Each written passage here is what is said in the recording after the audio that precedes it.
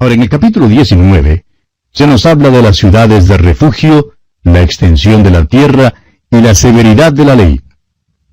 Este capítulo 19 principia con instrucciones en cuanto a las ciudades de refugio en los primeros 7 versículos.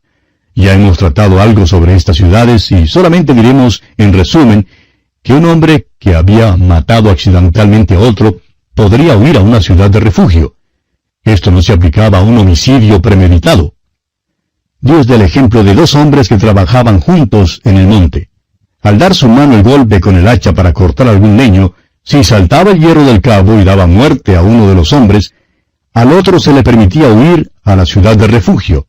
Sería protegido allí hasta cuando pudiera ser enjuiciado con imparcialidad.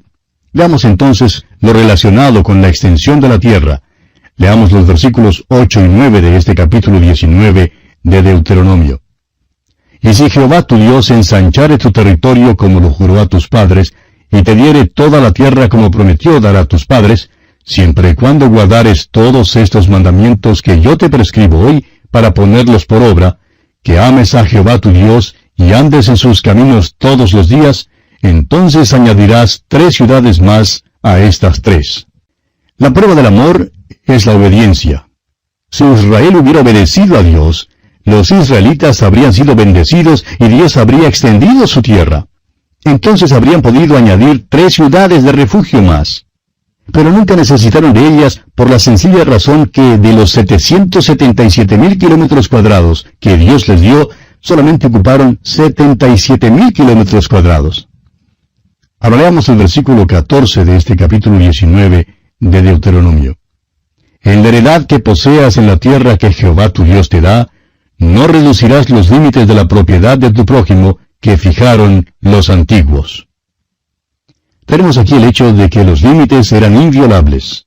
Esta era la protección de la propiedad humana y establece los derechos de propiedad. Consideremos ahora la severidad de la ley. Leamos el versículo 15 de este capítulo 19 de Deuteronomio. No se tomará en cuenta a un solo testigo contra ninguno en cualquier delito ni en cualquier pecado, en relación con cualquier ofensa cometida. Solo por el testimonio de 2 o 3 testigos se mantendrá la acusación. Este pasaje nos revela lo terrible de la ley. Las demandas de la ley eran terribles y un solo testigo no era suficiente. Cualquiera que dice hoy en día que quiere vivir bajo la ley debe descubrir lo que es. Ahora en los versículos 16 al 20, el Señor explica si se levantaba un testigo falso, entonces el acusado y el acusador debían pararse delante del Señor, delante de los sacerdotes y los jueces. Ahora, si los jueces decidían que el testigo era falso, entonces lo que él quería que le hicieran al acusado sería el castigo que él mismo recibiría. De esa manera, la maldad debía ser quitada de la nación. Leamos ahora el versículo 21, el versículo final de este capítulo 19 de Deuteronomio. Y no le compadecerás, vida por vida, ojo por ojo, diente por diente, mano por mano, pie por pie. Esa es la ley, amigo oyente. No hay nada de misericordia en la ley. Doy gracias que el Señor hoy en día no me está juzgando sobre la base de la ley. Me salva por la gracia. Si Él me salvara por la ley, yo estaría perdido para siempre, porque nunca me sería posible cumplir los requisitos de la ley. La ley es la ley. Hoy en día hemos adquirido una actitud muy indiferente en cuanto a ella. Dios ejecuta la ley, ojo por ojo, diente por diente. ¿Cómo le doy gracias a Dios que Jesucristo pagó la pena de la ley para que hubiera perdón para los pecadores? El tribunal de Cristo se ha constituido en propiciatorio porque Cristo murió y su sangre ha sido rociada allí. Dios nos salva por su gracia. No hemos guardado la ley, la hemos violado. Todos somos culpables delante de Dios. Pero Cristo pagó la pena a fin de que los requisitos de la ley sean cumplidos. Ahora Dios tiene libertad para salvar a los pecadores por su maravillosa e infinita gracia. Y aquí concluye nuestro estudio del capítulo 19 de Deuteronomio. Continuando nuestro recorrido por el libro de Deuteronomio, llegamos hoy al capítulo 20. En este capítulo encontramos las leyes sobre la guerra. Este libro de Deuteronomio es un libro muy práctico. Se refiere a la vida según la vivimos hoy en día. Esta es la ley que fue dada a Israel, pero hay aquí ciertos principios fundamentales, los cuales contribuirían a la felicidad y al bienestar del género humano si fueran incorporados en nuestro vivir hoy en día. El problema hoy es que tenemos una sociedad integrada por personas que desconocen la Biblia. En la gran mayoría de nuestros países, por no decir que en todos ellos, los legisladores del día de hoy no saben nada en cuanto a la palabra de Dios. Los errores crasos que hacen en sus planes de acción y en su política son suficientes como para causarnos lágrimas y gemidos, acaso no alaridos de dolor. Estos hombres se hallan lejos de Dios y no le siguen de ninguna manera. Este libro de Deuteronomio aborda problemas que los dirigentes políticos se han esforzado por analizar y resolver a su propia manera. Han luchado con estos problemas por muchos años. Algunos países han tenido dificultad en reclutar a los jóvenes para el servicio militar. Es que los jóvenes tienen dificultad en saber las condiciones en que un hombre debe servir a su patria o no servirla. Israel tenía estos mismos problemas. Dios dio ciertos reglamentos muy fundamentales que excusarían a un hombre de ir a la guerra. Francamente, amigo oyente, creemos que si nuestros gobiernos prestaran más atención a la ley de Dios, no tendríamos que afrontar las dificultades que afrontamos. Veamos pues las leyes sobre la guerra. Leamos el primer versículo de este capítulo 20 de Deuteronomio. Cuando salgas a la guerra contra tus enemigos, si vieres caballos y carros y un pueblo más grande que tú, no tengas temor de ellos, porque Jehová tu Dios está contigo, el cual te sacó de tierra de Egipto. Aquí hay algo que era de mucha importancia para Israel, y creemos que es importante para nosotros hoy en día. Usted quizás ha visto esos pequeños letreros que proclaman, amor sí, guerra no. Ahora eso parece un buen lema, pero como tantos otros lemas, no tiene sentido. Debido a que vivimos en un mundo pecaminoso, donde el corazón del hombre es perverso, hay tiempos cuando es necesario hacer la guerra. Hay tiempos cuando necesitamos protegernos. Hay guerras en las cuales Dios está a favor de un lado. Napoleón dijo que Dios estaba a favor del lado que tenía los batallones más grandes. Pero Napoleón descubrió que eso no es verdad porque él mismo ganó algunas batallas cuando no tenía el batallón más grande. Continuemos leyendo los versículos 2 hasta el 4 de este capítulo 20. Y cuando os acerquéis para combatir, se pondrá en pie el sacerdote y hablará al pueblo, y les dirá, Oye Israel, vosotros os juntáis hoy en batalla contra vuestros enemigos. No desmaye vuestro corazón, no temáis, ni os azoréis, ni tampoco os desalentéis delante de ellos. Porque Jehová vuestro Dios va con vosotros para pelear por vosotros contra vuestros enemigos, para salvaros. Esto es algo que tiene mucha importancia, amigo oyente. Dios les mandó que hicieran guerra contra estas naciones y les prometió estar con ellos. Ahora leamos el versículo 5. Y los oficiales hablarán al pueblo diciendo, ¿quién ha edificado casa nueva y no la ha estrenado? Vaya y vuélvase a su casa, no sea que muere en la batalla y algún otro la estrene. Ahora Dios da 4 condiciones bajo las cuales un hombre estaría exento de salir a la batalla. Si un hombre había construido una casa nueva y todavía no había tenido la oportunidad de vivir en ella, no tenía que subir a la batalla. ¿Por qué? Porque su corazón estaría en aquella casa nueva. Había puesto su corazón y su afecto en ella. Quería vivir en esa casa nueva y debía tener la oportunidad de vivir en ella. Ahora leamos el versículo 6. ¿Y quién ha plantado viña y no ha disfrutado de ella? Vaya y vuélvase a su casa, no sea que muere en la batalla y algún otro la disfrute. Los israelitas eran labradores, y la plantación de una viña era el trabajo u ocupación de este hombre. Acababa de sembrar un viñedo. No había tenido la oportunidad de comer todavía ni una uva de su viña, y por tanto no tiene que ir a la batalla.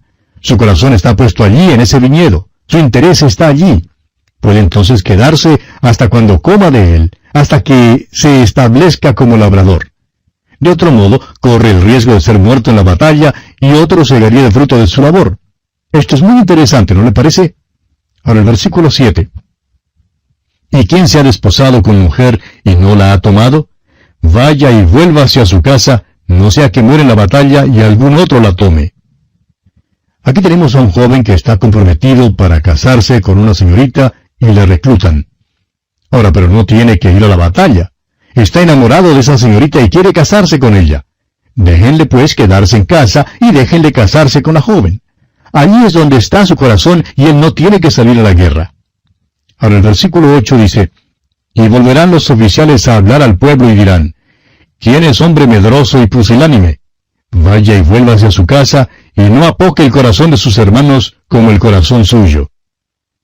Podría haber un hombre el cual admitiera con toda franqueza que es cobarde. Tiene miedo de luchar y no quiere luchar, quiere quedarse en casa. Vemos pues aquí 4 motivos buenos por los cuales un hombre quedaba exento de ir a la guerra. Quizás los primeros motivos no hubieran hecho que me quedara en casa, pero este último motivo sí habría hecho que me quedara en casa. Si un hombre tiene miedo, si es medroso, no debe salir a la guerra. Creo que yo por miedo me habría quedado en casa. Esta ley se aplicó al ejército de Gedeón. Gedeón empezó con algunos cuantos hombres, realmente había unos miles, y terminó con 300 hombres. Ahora, ¿cómo fueron apartados? Llegaron a las aguas y algunos de los hombres se doblaron sobre sus rodillas para beber. Había otros que lamieron las aguas con su lengua, como lame el perro, y estaban listos para luchar. Estaban muy ansiosos de matar al enemigo y terminar su trabajo. Querían proteger y salvar a la nación. Por tanto, ellos fueron los que salieron a la batalla y los otros fueron enviados a sus casas. Usted se habrá enterado por las noticias del caso de un sinnúmero de jóvenes que no quieren prestar el servicio militar obligatorio y en señal de protesta queman sus tarjetas de reclutamiento. Bueno, simpatizamos hasta cierto punto con muchos de estos jóvenes, pero en lugar de tratar de culpar al gobierno y a todos los demás, debieran simplemente confesar que tienen miedo de ir a luchar. Ese es un buen motivo. Eso sí me habría eximido a mí de ir a la batalla, de eso estoy seguro. Dios dice aquí que Él quiere que su pueblo sepa 2 cosas antes de que entren en la guerra. En primer lugar, deben saber que Dios está con ellos y que va con ellos. En segundo lugar, deben ser entusiastas en cuanto a la guerra. Hay un tiempo cuando uno debe luchar por su patria, y hay un lugar para la bandera y para el patriotismo. Siempre vemos que Dios es muy sabio. Y aquí tenía un plan maravilloso para su pueblo, aún en tiempo de guerra. Leamos ahora los versículos 10 hasta el 12 de este capítulo 20 de Deuteronomio. Cuando te acercas a una ciudad para combatirla, le intimarás la paz. Y si respondiere, paz, y te abriere, todo el pueblo que en ella fuere hallado te será tributario y te servirá. Mas si no hiciere paz contigo, y emprendiere guerra contigo, entonces la sitiarás. Aquí se da otro gran principio. Dios dice que se pelea para ganar. El enemigo debe ser destruido. Este es el fin de la guerra. Si ganar no es el fin o el propósito, no hay entonces motivo para que una nación vaya a la guerra. Yo amo a mi patria y amo a mi nación, y cuánto deseo que la nación se encamine por los caminos y los principios dados por Dios. Dios sigue diciéndoles que los hombres debían ser muertos, pero que las mujeres, los niños y los ganados podían ser llevados como botín y ellos podían comer de ese botín. Ahora leamos los versículos 15 hasta el 18 de este capítulo 20 de Deuteronomio. Así harás a todas las ciudades que estén muy lejos de ti, que no sean de las ciudades de estas naciones.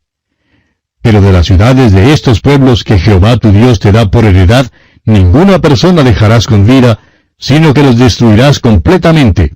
Al Eteo, al Amorreo, al Cananeo, al Fereceo, al Heveo y al Jebuseo, como Jehová tu Dios te ha mandado, para que no os enseñen a hacer según todas sus abominaciones que ellos han hecho para sus dioses, y pequéis contra Jehová vuestro Dios. Dios es bastante explícito en estas instrucciones. Él les dice que podían llevarse como botín las mujeres, los niños y los ganados en las ciudades que estuvieran lejos de ellos. Pero las ciudades de los pueblos que él menciona en el versículo 17 no debían dejar a ninguna persona con vida, ni hombres, ni mujeres, ni niños. Todos debían ser muertos. Y la razón que el Señor da es la que está aquí en el versículo 18, para que no aprendieran los israelitas las abominaciones que esos pueblos habían hecho para sus dioses y pecaran entonces contra Dios. Es decir, que Dios les está protegiendo de una contaminación espiritual. Dios dio aquí algunos principios muy buenos, y tememos que nos hayamos apartado muy lejos de ellos en nuestros días. Ahora los versículos 19 y 20 se explican por sí mismos, así es que vamos solamente a leerlos. Cuando sities a alguna ciudad peleando contra ella muchos días para tomarla, no destruirás sus árboles metiendo hacha en ellos, porque de ellos podrás comer, y no los talarás, porque el árbol del campo no es hombre para venir contra ti en el sitio. Mas el árbol que sepas que no lleva fruto, podrás destruirlo y talarlo, para construir baluarte contra la ciudad que te hace la guerra hasta sojuzgarla. Y así termina nuestro estudio del capítulo 20 de Deuteronomio.